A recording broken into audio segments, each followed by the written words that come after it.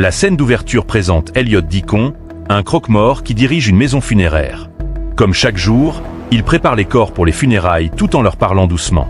On le voit s'occuper du corps d'une vieille professeure de piano. Ensuite, on passe à Anna Taylor, une prof de collège, en plein rapport avec son copain Paul. Chanceux, Paul. Mais malgré l'ambiance romantique, Anna ne semble pas du tout apprécier. Sous la douche, Paul lui demande ce qui ne va pas, mais elle affirme que tout va bien, bien que son visage dise le contraire. Anna part ensuite travailler et voit 2 grands élèves malmener son petit élève Jacques. Elle les réprimande et les fait fuir aussitôt. Après les cours, alors qu'elle quitte l'école, les lumières du couloir clignotent. Paniquée, elle court vers la sortie, mais la porte est verrouillée. Soudain, Jacques apparaît et l'ouvre sans difficulté. Le soir venu, Anna assiste à l'enterrement de son ancienne professeure de piano dans le salon funéraire d'Elliot. En s'approchant du cadavre, elle voit la bouche de celui-ci bouger et lui dire « Tu continues tes gammes ». Terrifiée, elle regarde de nouveau. Plus rien, sans doute son imagination. Plus tard, Anna rejoint Paul dans un restaurant chic. Il lui parle de sa promotion et de son futur déménagement à Chicago. Il sort une bague pour la demander en mariage. Mais avant qu'il ne puisse parler, Anna l'interrompt en pensant qu'il veut rompre. Paul tente de s'expliquer, mais elle s'énerve et part sans l'écouter. Elle prend la route, bouleversée, et sous une pluie battante, elle a un grave accident.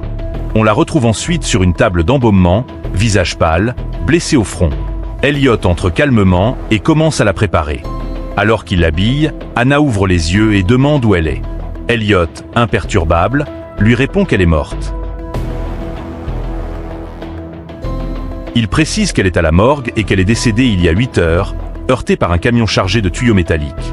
Anna, choquée, refuse de croire qu'elle est morte, même si Elliot lui affirme qu'elle est juste entre 2 mondes. Pendant ce temps, Paul se réveille chez lui et essaie de la joindre plusieurs fois.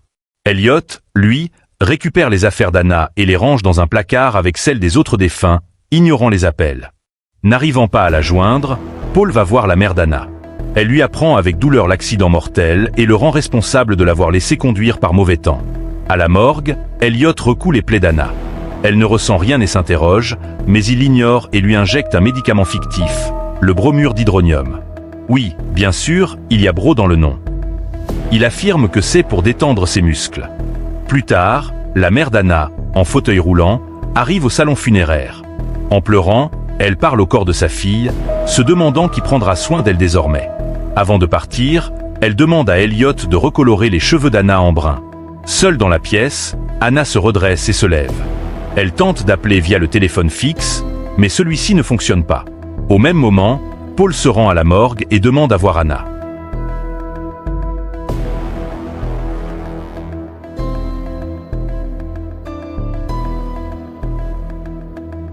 Elliot refuse, car Paul n'a aucun lien légal avec elle. Entendant sa voix, Anna crie et frappe la porte, mais en vain. Paul va alors au poste de police pour demander de l'aide à son ami Tom. Mais on lui dit que Tom est en patrouille. Paul entre dans la fourrière, s'assoit dans la voiture accidentée d'Anna et a une vision d'elle sous la douche. Ce n'est clairement pas le moment, Paul. Il est brusquement tiré de sa rêverie par Tom. Paul supplie Tom de l'aider à entrer à la morgue, mais ce dernier ne peut rien faire.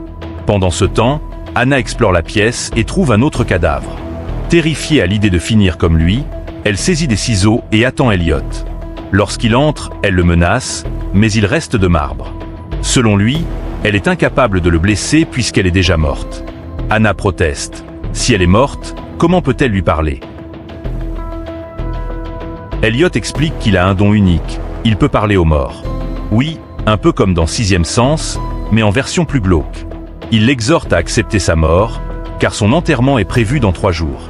Ensuite, elle sera enfermée dans un cercueil pour toujours. Plus tard, il prépare le corps d'une vieille femme quand Jacques, le petit élève d'Anna, arrive. Il sait qu'Anna est morte et demande quand aura lieu la cérémonie. Elliot lui dit que c'est vendredi et le prie de partir.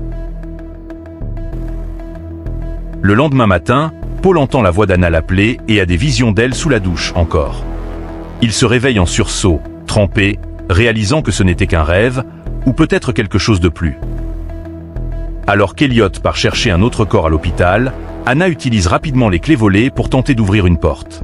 De son côté, Elliot s'arrête à une station-service pour faire le plein, mais réalise qu'il a oublié ses clés. Alors il retourne précipitamment à la morgue. Pendant ce temps, Anna réussit à déverrouiller la porte et commence à explorer les lieux. Elle tombe bientôt sur une pièce avec un téléphone. Elle compose le numéro de Paul et supplie intérieurement qu'il réponde. Après plusieurs sonneries, il décroche, mais raccroche aussitôt, pensant avoir encore une hallucination. À ce moment-là, Elliot retrouve Anna et lui montre son reflet cadavérique dans un miroir. Cela finit par la convaincre qu'elle est bel et bien morte. En parallèle, Jacques, debout devant la maison, voit Anna sortir, ce qui le choque profondément. Un autre fait étrange survient. Anna soupire devant le miroir, embuant légèrement la surface. Elliot, habilement, l'essuie rapidement avant qu'elle ne le remarque. Désormais persuadée de sa mort, Anna cesse de résister. Le lendemain, Paul se rend dans l'école d'Anna pour récupérer ses affaires. Alors qu'il s'apprête à partir, Jacques vient le voir et lui affirme avoir vu Anna, en robe rouge, à la morgue la veille. Paul ne le croit pas, affirmant qu'elle est morte. Mais lorsque le garçon l'accuse de ne pas l'aimer assez, Paul, furieux, lui donne une gifle devant tout le monde. À la morgue, un policier vient voir le corps de son frère, gardé dans la même pièce qu'Anna. Il demande à rester seul. Dès qu'Elliot s'éclipse, ses intentions deviennent claires. Il s'approche du corps nu d'Anna, mais Elliot entre juste à temps et le met dehors. Plus tard, Jacques revient à la morgue et raconte à Elliot ce qu'il a vu. Calmement, ce dernier lui dit qu'il partage un don, celui de parler aux morts. En réalité, chacun en est capable, selon lui. Il appelle ça le pouvoir du gaslighting. Pendant ce temps, Paul se rappelle que le matin de sa mort, Anna portait une robe rouge. Ce détail ravive ses soupçons. Et si elle était encore en vie? Il retourne à la morgue, exige de la voir, mais Elliot refuse. Paul force alors l'entrée, appelle Anna et la cherche, jusqu'à ce qu'Elliot menace d'appeler la police. Paul se rend alors au commissariat et explique à son ami Tom que sa compagne est toujours vivante. Il suppose qu'elle a été droguée avec un puissant sédatif qui a ralenti son rythme cardiaque au minimum. Tom ne le croit pas, faute de preuves. Plus tard, Elliot habille Anna avec sa tenue funéraire. Lors d'une conversation intime, elle avoue n'avoir jamais été heureuse dans la vie ni avoir su aimer Paul sincèrement. Mais à présent, elle le regrette profondément. On passe ensuite au jour des funérailles, où Elliot place Anna dans le cercueil. Alors qu'il s'apprête à lui injecter une nouvelle dose, elle demande à se voir une dernière fois. Elliot lui tend un petit miroir, et en l'observant, elle remarque de la buée sur le verre. Ce détail lui révèle qu'elle respire encore. Paniquée, elle tente de se débattre, mais Elliot l'endort à nouveau. Un peu plus tard, tout le monde se réunit dans la salle pour lui rendre hommage. Paul finit par arriver lui aussi et glisse une bague de fiançailles à son doigt. À ce moment, ses paupières et ses lèvres bougent légèrement. Gêné, Elliot referme le cercueil. Après l'enterrement, Paul, bouleversé, commence à boire sans retenue. Elliot le rejoint et Paul l'accuse d'avoir enterré Anna vivante. Elliot, énigmatique, lui dit qu'il pourrait avoir raison et l'encourage à vérifier. Fou de rage, Paul s'apprête à l'attaquer, mais Elliot le stoppe en disant qu'il n'a plus beaucoup de temps. Pris d'un mauvais pressentiment, Paul fonce vers le cimetière à toute vitesse. Pendant ce temps, Anna se réveille dans son cercueil et hurle pour qu'on la sorte, l'air venant à manquer. Paul, malgré son état, évite plusieurs voitures et atteint enfin le cimetière. Arrivé sur place, Paul déterre rapidement le cercueil d'Anna, le force et parvient à la sortir. Il réussit à la réanimer, après quoi elle lui avoue enfin son amour. Mais soudain, Paul entend un bruit étrange. Anna lui dit que ce sont les ciseaux d'Elliot qui découpent ses vêtements. À l'instant suivant, Paul se retrouve dans la morgue, allongé, avec Elliot penché sur lui, préparant son corps comme celui d'Anna. Elliot lui révèle qu'il n'a jamais atteint le cimetière. Il est mort dans un accident de voiture. Paul proteste, affirmant qu'il est vivant, mais Elliot lui plante un tube d'embaumement dans le torse. Si t'es encore là, c'est que t'as kiffé, ou que t'es coincé dans un cercueil, comme Anna. Alors fais pas genre, abonne-toi à Recap Ciné, active la cloche et balance un petit like.